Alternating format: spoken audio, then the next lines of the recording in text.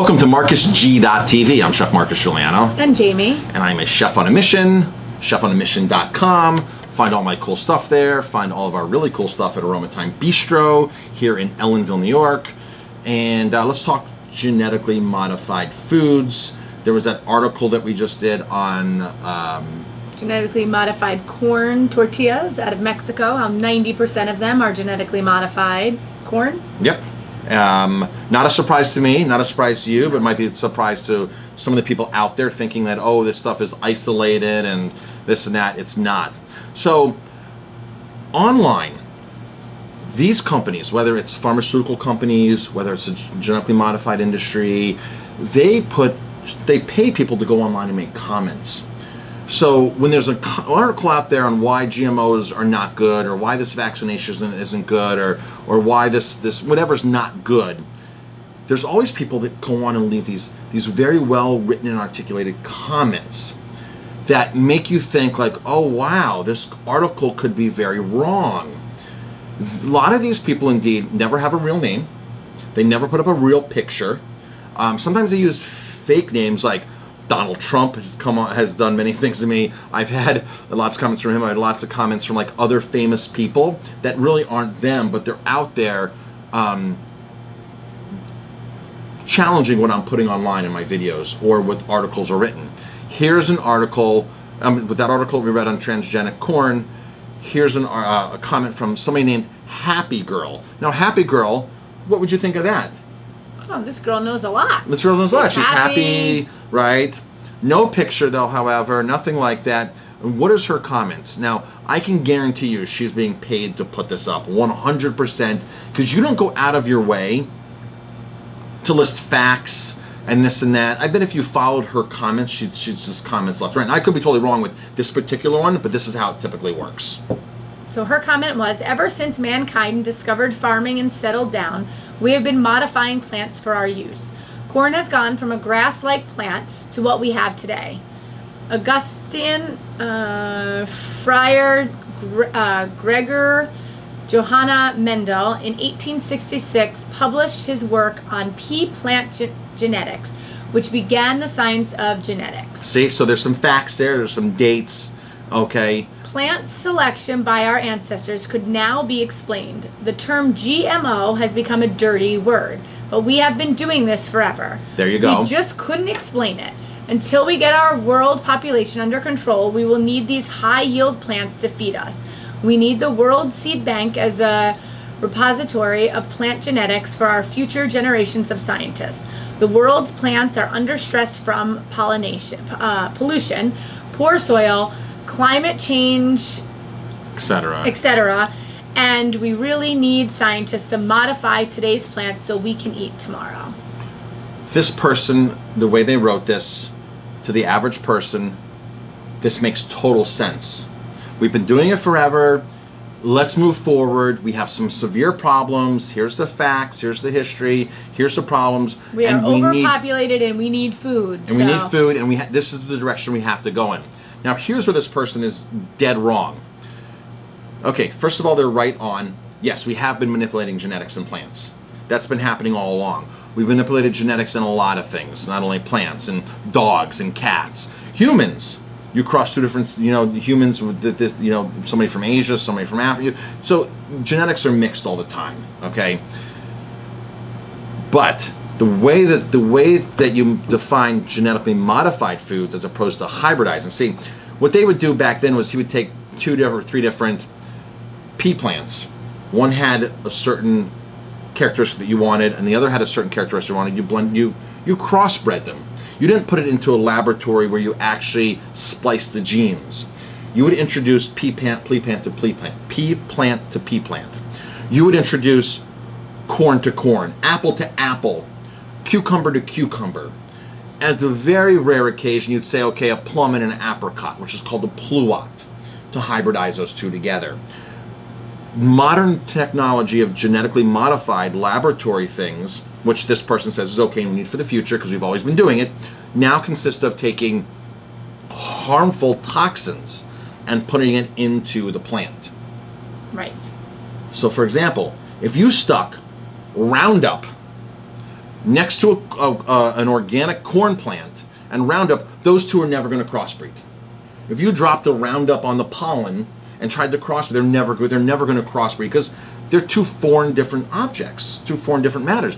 But if a scientist now said, let's go in and splice the genes and go in and force entry Roundup, the opposite, amino acids in Roundup, into the corn, so the corn can now withstand the Roundup. Now that's something that could never ever be done as introducing two plants together.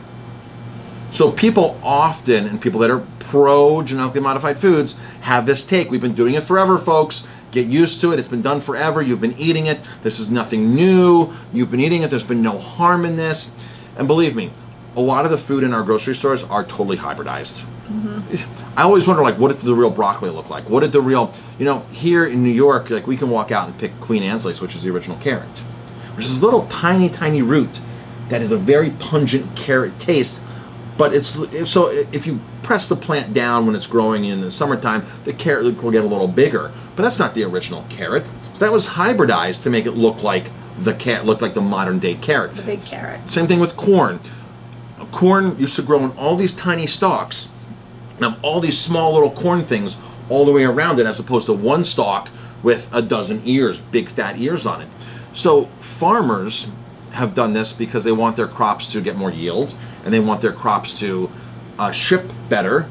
But in the laboratory, it's done for massive profit gains for Monsanto, DuPont, the companies that are doing it, to a point where they don't want the farmers saving their seeds because they want the farmer to buy them every year. In fact, it's illegal to save their seeds. Monsanto has sued farmers whose neighbors' genetically modified crops have crossed over to their farm.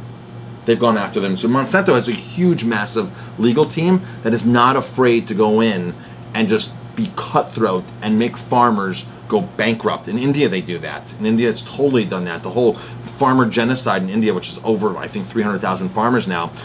Monsanto funds the farm. They loan the money. When the farmer can't pay back Monsanto forecloses on the farm. Well, these Indian farmers, what they do is they walk out into the farm and they drink Roundup. And they kill themselves. This is not covered anywhere in the media, folks. Nowhere in the media. And the reason why they're doing this, the farmers are killing themselves, committing suicide, is because the genetic crops that they were sold aren't working. They're not getting more yield. They're not making more money. They owe more money, and they can't make it work. So as a thing, they're totally ashamed to go back to their family, and they can't do that in Indian culture. They kill themselves.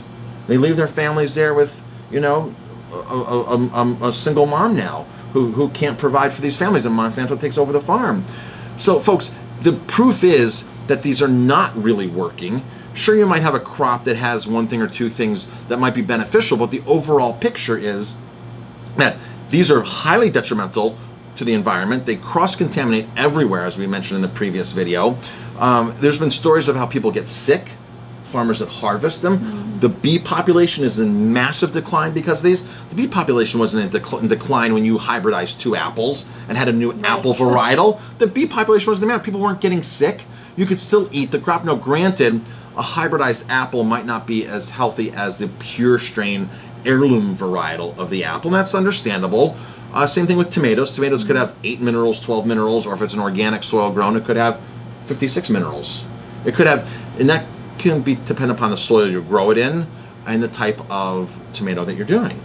So this person here, I don't believe their comment, and you shouldn't believe their comment either. You have to be very, very discerning when you actually read what these people leave as comments, because these people are being paid. This is their full-time job to go ahead and do this. And now here's the common thing that I found when people attack me, these shills. I say, well, if you're so confident about your work and it's not, why isn't your real name here? Here's a standard answer I always get. They have these standard plugged-in responses, just like it's like an auto send.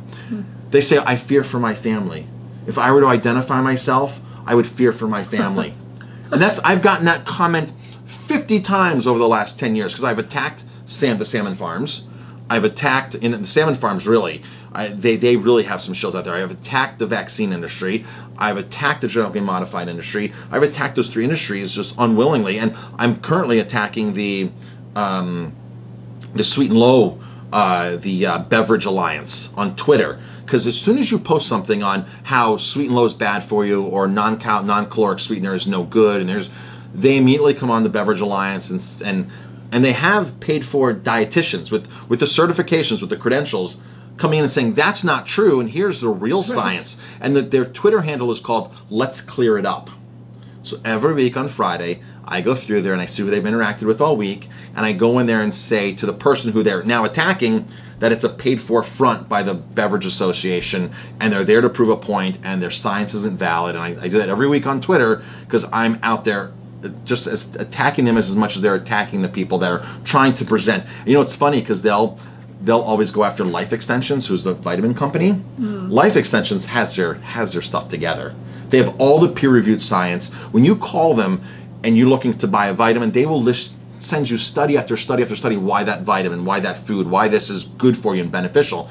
They have the science down to a T, and it's funny when Let's Clear It Up attacks them, and they have several times, have gone after them like, you guys just messed with the wrong, Twitter people. You've messed with Life Extensions. You know, they're not stupid. They're the leaders in the industry when it comes to preventing peer-reviewed scientific literature on what they're posting.